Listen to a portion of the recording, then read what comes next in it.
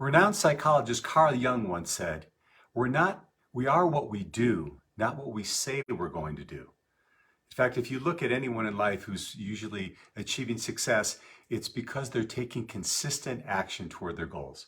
Hi everyone, Chris Natzke here with Black Belt Leadership Speaking and Coaching with your Mind of a Champion tip of the week.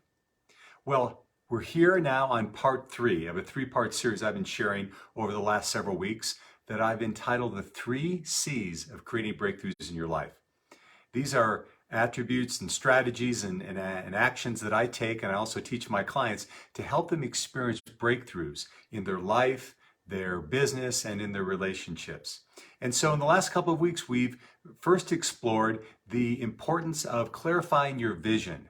What is it that you really want? And oftentimes that starts with identifying what you don't want to have happen, and then really looking at the opposite of that and focusing on what you want in your life, business, or relationships. Then number 2 was creating your plan. So what's the plan to get you from A to B? A lot of people can dream about where they want to go, but what are the specific actions and steps that you need to take in order to make that a reality? And then finally today, our 3rd C is going to be talking about taking consistent action. Consistent action. You know, I don't know about you, but sometimes I have a new goal or aspiration and I get all excited about it and I blast out trying to make it a reality. But sometimes our enthusiasm can wane, right? Particularly when we come upon obstacles. So what I've really learned, it's not how much massive action we take in the short term, it's how much consistent action we take over the long term. And like one of my teachers once told me is that small actions taken consistently over time can lead to massive results. So that's what I want to talk about today is this idea of taking consistent action. And basically when we're looking at this, it falls into what I call 3 categories. Number 1, it's daily tasks. So once you've created your plan and you've netted out where you want to go, you begin to break it down into small digestible chunks that you can do on a daily basis.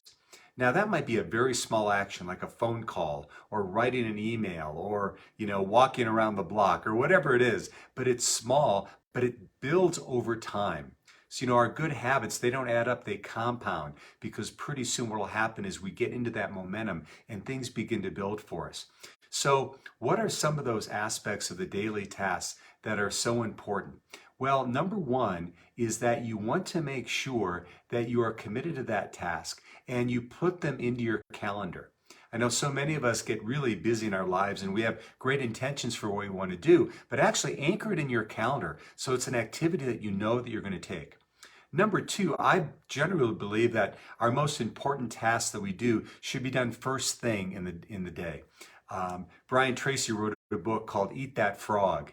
And what the whole idea behind the entire book is that the things that need to get done and that are most important to you, even if they're making you uncomfortable, are the first things you do first thing in the day. So you eat that frog based on his metaphor. Then next is you pre-commit to it. So what that means is the day before, the night before, you've already created your plan of action for the next day. So you don't have to make a decision when you get up in the morning and I don't know if I feel like it today. You already committed to it the day before. So, like I had a coach tell me one time is, what does feeling like it have anything to do with it, right? So if you made your commitment the day before, the night before, now you've already, as soon as you wake up, you're ready to take action to make that happen. And then also, I think it's important for us to kind of anticipate what some of the obstacles might be on that action plan. What are the things that have popped up in the past in terms of getting you off track and making sure that you're aware of what those might be and actually have a plan of action for how you're going to deal with those. Because once again, I'm sure that all of us have been surrounded by people in our lives that are immensely talented. I know I've seen it in the martial arts, but people that don't make it all the way through, say, to black belt in the martial arts. And even though they've had great talent, they got distracted along the way. And some of people in your industries, in your lives, maybe had better talent than you, but they're not here anymore because you've learned how to take that consistent action. So number 1 is to make sure that you have daily tasks that you're committed to each and every day. Then number 2 is weekly reviews. So once you take those tasks during the day, each and every day, then take some time at the end of each week to review what happened. I like to do this on Sunday afternoons. It takes me about 15, 20 minutes to take a look at what occurred in the past week and where I want to really go in the week ahead. And it's asking yourself some really honest questions. The first one is what worked? What worked and what do you need to continue to do? And then, of course, the second question is what didn't work? What did work? So be honest with yourself, whether it just didn't happen because of circumstances or because you didn't take the action you were supposed to take. Next is what did you learn from those experiences? So many times we just keep doing the same things we've always done over and again, but we don't take the learnings. We don't take the time to stop and learn from those experiences. Number next is what are the adjustments that you need to make? Where does your plan need to be changed and up-leveled or whatever? Because, like we learned in 2020, we need to be stubborn in our goals, but flexible in our methods. So where are some adjustments that you can make? And then finally, what are those action steps that you're going to take in the next week to make sure that you're taking one step, you're going one step closer to create your reality? So, and then the final thing is to make sure that you have a set of ongoing practices that you do. Now, what does this mean? These are things I'd like to bookend my day.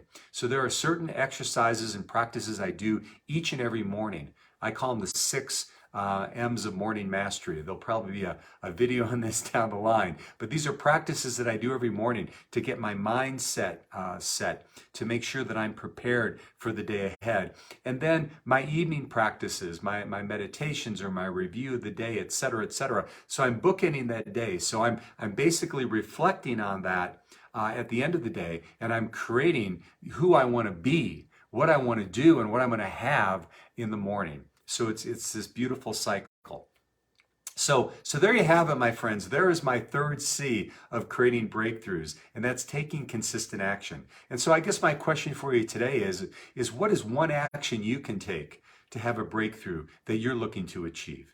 A phone call, a conversation, an email. I don't know what that is. It could be getting to the gym. It could be having a discussion with your spouse or significant other, or maybe taking them out for dinner. Whatever that is, where's some action you can take so that you can constantly be moving forward to have a breakthrough in your life? So thanks so much for listening, my friends. Again, if you have any comments, likes, shares, please do it below. And also reach out to me if you've got some topics you'd like me to share in the future. So once again, there were my 3 C's of creating breakthrough in our lives. So the first one is certainly to clarify your vision, then create your plan, and then today, most importantly, take consistent action. So thanks so much for listening every day, this time today. Thanks so much for listening every week. This has been Chris Natzke with Black Belt Leadership Speaking and Coaching, and we'll see you next time on the Mind of a Champion Tip of the Week.